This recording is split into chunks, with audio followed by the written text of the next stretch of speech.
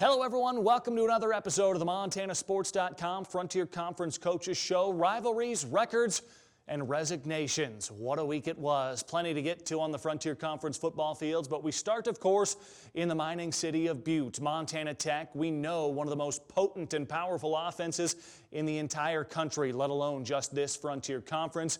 And the defense more than holds its own against every single opponent it has faced. But Saturday, well, that was something else. Check out some of these numbers. Montana Tech piling up over 500 rushing yards. Jed Fike had nearly half of those, scored 4 touchdowns on just 12 carries. He's your conference and national offensive player of the week. Tech throws in more than 400 passing yards for a total of, get this, over 930 total yards in a game. That's a new NAIA single game record for the Ore Diggers right there. And it wasn't just the first team offense.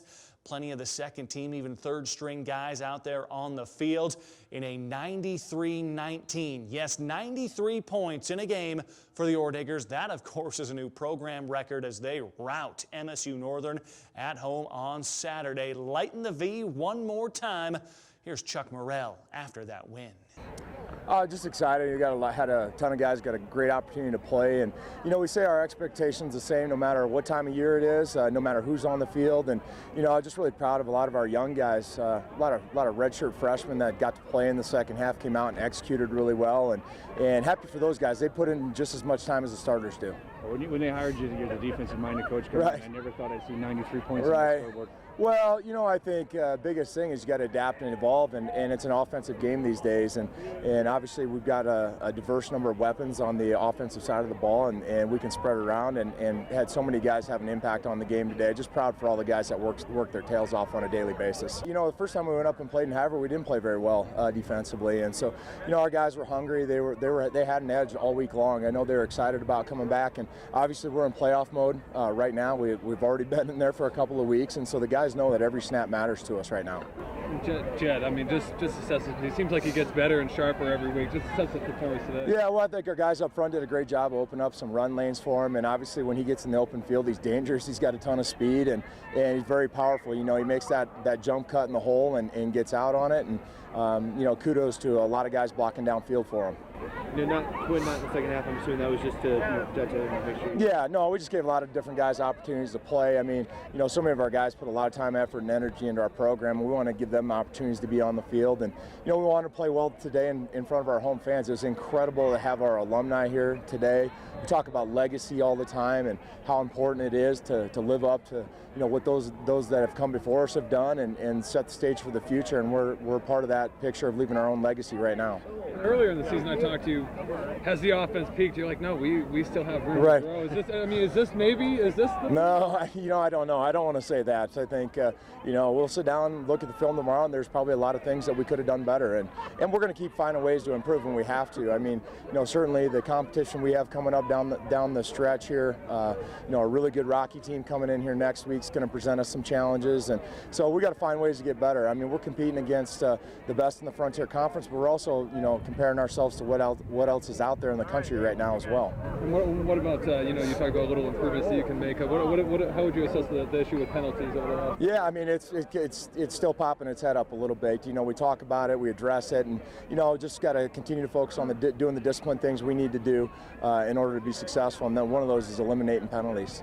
So once again, the records, the 93 points, the more than 930 yards from scrimmage, each of those records for the Ore Diggers as they remain just one loss back right now from Southern Oregon, who has yet to drop a game in the Frontier Conference standings. Tech's at home against Rocky. That's a 1 o'clock kickoff this weekend. Meanwhile, let's flip to the other side of Saturday's matchup. MSU Northern giving up those 93 points, of course. They gave up 70 at home to Montana Tech earlier this season. Lights have struggled. There's no sugarcoating it for the past few seasons. Just 2 wins, as a matter of fact, in Aaron Christensen's current 3-year tenure. They beat Carroll College at home last year. They beat Mayville State in a non-conference bout earlier this season. But Tuesday, the Havre Daily News taking to Twitter reporting that Christensen would be resigning effective on Wednesday. And of course, MTN Sports confirming that news up on the highline that Christensen, after those losses, ready to step down from the lights. If you take a look at some of the numbers, 2-27 record after he took over in 2015. Lights have finished last in the Frontier Conference offensively, defensively the last couple seasons. Right now, of course, Christensen and the Lights were getting set to host Carroll College at Blue Pony Stadium in Havre on Saturday. It's a 1 o'clock kickoff, but Christensen resigning from the Lights of MSU Northern. It was a surprise. You know, we found out, or we had a conversation yesterday afternoon with the news. I guess we kind of thought maybe something was going to be up at the end of the year, but I think he just kind of said that he thought this was the time and wanted to meet with the team, you know, yesterday afternoon and announce his resignation this morning. It was kind of a surprise to everybody. Was there anything that he mentioned, some suggestions, some advice, anything like that in the search for the next coach, bringing in the right recruits, anything along those lines? We want to get somebody who's going to be real enthusiastic, somebody that's going to have some good Montana connections and connections to students that are going to be conducive to MSU Northern's environment. Somebody who's going to have, you know, some real core values and know a lot of the coaches in the state and have some respect from them. And obviously a good work ethic and just somebody who's going to bring some enthusiasm and some energy back into our program. Recruiting is half the battle, and I don't care if it's junior college all the way to the SEC. Kids love the bells and whistles of facilities and fancy dorms and weight rooms and all that kind of stuff.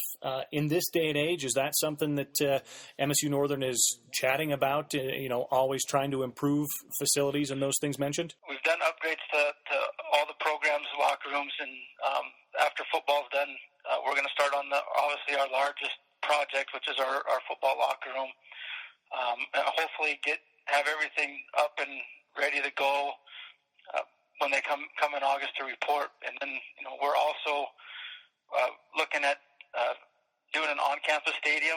We're making pretty good progress with that. So, you know, whoever the new coach comes in, they're going to have a strong impact and going to be a face that is going to help us move forward with that project. I spent a year at Northern, and you know, the talk was always it's hard to recruit kids to Havre. Is that true in your eyes, or is that just one of the things that gets thrown around? We face challenges that other schools don't. You know, we don't have the population, we don't have the nightclubs, we don't have the big concerts that come into town. I do think it tends to be stereotyped a little bit, but once we get the kids here, the kids love it. And so we do face a few more challenges being as remote as we are from the other locations of the Frontier Conference schools. So I do think that there is a little challenge there, but our programs have found a way to be successful, and I think with the right person leading the charge, I don't see why there wouldn't be any difference with football. Jake's a guy that's been in this interim position before. Is he somebody that is considered, wants to be considered, will be considered? You know, we haven't. Everything happened so fast. We really haven't had that conversation yet. I'm guessing if he wants to visit after the season, that's probably when that conversation will happen. You know, it's going to be completely up to him. You know, if he puts his name in, you know, if he wants this, then that's something that we'll discuss. But as of yet, we haven't had that conversation. What does it take to get this program back to a competitive level where you, the chancellor, the fans, the town of Havre, the alumni want to see it? I think it's going to take somebody that has, you know, some strong Montana connections, somebody who's going to be enthusiastic about taking over this program, somebody who's going to have some really good structure, and just getting the right kind of kid to MSU Northern. It's a certain kind of kid that we need to bring in, and we need to get the retention, and we need to get the kids to stay and perform and evolve in the program. And you know, the winning breeds winning, and success brings success. And so hopefully with the changes that we're making, and we get somebody in here with some of those values, I think we can get this back in, and our chancellor is fully committed to get this back in to be a competitive, maybe even a powerhouse Frontier Conference football team. And then finally, is there a timetable, like a goal timetable you guys are setting out after, or is it just taking as much time as it needs to get that right guy you mentioned in place? Obviously sooner the better. But we're gonna do our homework. We're gonna make sure that we have a right fit. It's gonna be somebody that I have to be comfortable with. It's something that Chancellor Kegel has to be very comfortable with, and obviously our student athletes as well. And so, I think that right guy, it's going to hit everybody at the same time. That yep, this is the guy that we need. And if that guy gets his stuff in early or late, obviously the earlier the better. But hopefully we'd have somebody in by the first of the year, first part of January. I hope it's not. And as you know, if you have the MontanaSports.com app, whether it's iPhone or Android, head on over to the App Store, Google Play, search Montana Sports, one word. We would have already told you, of course, that Christensen set to resign. Our Tom Wiley confirming that news from the folks at MSU Northern on Tuesday evening. So big changes across the Frontier Conference as the landscape and the coaching world now will have a bit of a shift. Interim basis coach down the stretch for the Lights of MSU Northern. Again, they host Carroll College this Saturday at 1 o'clock. Meanwhile, Fighting Saints back to playing Fighting Saints football, at least past Saturday at Rocky Mountain College. It was all about the ground game. Major Ali once again getting things rolling, and then the defense just shutting down the Battling Bears, who've been pretty decent on offense throughout times this season. But it was Carroll College coming away from the Rock with a win, their second this season. Mike VanDeist likes what he saw. Well, I think there's always a script that as coaches we'd like to follow, but when you get into the game situation in the middle of it, things can change. There's going to be certain things that come up. We blocked a punt early in the game, and it gave us great field position. We scored off of that. That gave us a 13-3 lead. And then we go back later on, and we give up a fake punt, and they get a first down, but then our guys stand up to the challenge. And so there's a lot of things that you don't anticipate during the course of a week, but that came out the way it should have come out. Just looking at the stat line, reminded me of like those old Carroll playoff games where it's two good teams. You guys on defense limit the yardage, and especially the rushing yardage. I think Rocky had maybe 55, 56 yards rushing, and then you get your ground game going and efficient with the passing game. Well, the thing that was great was seeing Major Ali take over the running game, and he did a great job there. And then you compliment him with Ryan Arnston on the outside. I mean, they had 170 yards between the two of them, and that was a big key. Third quarter, fourth quarter, we didn't put up a lot of points, but what we were able to do is keep drives alive, get the field position back for our defense, and then we got the 16-3 lead. We could pin our ears back a little bit and rush the quarterback. Guys like David Anderson, Tucker, McBride, Galt, I mean, these guys that have been here and been in the system, stepping up in big ways, and like we said, limiting the yardage that Rocky's offense has been able to put up this season. No, they did. They took it to us when we were out here, and I didn't have a very good game plan in that game, and they did a great job running the football. And our players just kind of bowed their necks and said it's not going to happen. And Alec Bastrachie up front, and I thought he did a tremendous job. David Peterson stepped in, Cole Greff. We didn't play a lot of defensive linemen. We had some guys that were banged up. I think we played 4 defensive linemen the whole game, and they did a great job. And Anderson and Quady on the inside did a good job, and obviously Tucker and McBride what they do. But it just was a good team effort defensively. I think the last 4 or 5 games, we've kind of found our niche, and we're playing with more confidence and playing a lot more. We're not giving up big plays. And along that as well, there's a lot of guys that you've been cycling in. There's been a lot of injuries that you've had to cycle guys in. Game by game, these guys are getting better, and a lot of them are going to be around the next 2, maybe even 3 years. Well, we look at this in the skill position in offense between the quarterbacks, wide receivers, running backs. I think we got 7 freshmen and sophomores back there that are playing 90% of the time. So when you look at that, the future's bright. We just got to keep going, and these guys just got to keep working hard each week at practice. And even though our season isn't what we want to be, I'm so impressed and I'm so proud of these guys, how they come to week after week and how hard they practice. Yeah, and continuing to build on that. I mean, are there weekly goals that you guys are trying to check off besides just what's on the scoreboard? The scoreboards has been number one thing, but the biggest thing is it's not take anything away from our opponents each week. It's that we've got to take care of what we can control ourselves. And I think that's one of the biggest things. Go out there and we got to improve, and how's Carroll College going to get better? So you look at our opponents, you know who their top players are. You certainly don't overlook any of the type of skill kids that they have. But for us, it's about getting better each week, and I think our players are enjoying it. Certainly when you win on the road like we did, it's a great bus ride home. These kids still have smiles on their face, but that's in the past. They know they got their work cut out this week. And right back on the road, MSU Northern this week. They're coming off of a loss at Montana Tech, and last year they got you guys up there at Blue Pony Stadium in Havre. Game number 1 to this game number 2, what are you expecting of the Lake? Well, it's not too far distant memory what took place up in Havre last year. You know, we got our butts kicked, and we didn't play very well, and I think we overlooked them, and we took things for granted how well we were playing. And this group's not going to let that happen. So we've got to go up there. Scoreboards don't mean a thing. Every week a team is practicing hard. I know their coaching staff. I know a lot of their players. It's going to be a dogfight, and I think the number one thing that we've got to be able to do is control our attitude and get better as the week goes on and try to keep people healthy and go into that game with a full complement of our players. You guys don't get much time as coaches to sit back and look at what's happening everywhere else, but what's the status of the Frontier Conference? And then take it a step farther, what's the status of football in the NAIA right now? Well, you're seeing a lot of the same names up the front. You're seeing St. Francis at the top. Baker at Kansas is having a great year again. They're number 2, I think. But you look at Montana Tech, you look at Southern Oregon, they're going to play each other at the end of the year for the conference championship. They'll both be going to the playoffs. I think they got a great future in the playoffs. I think that, you know, if they can.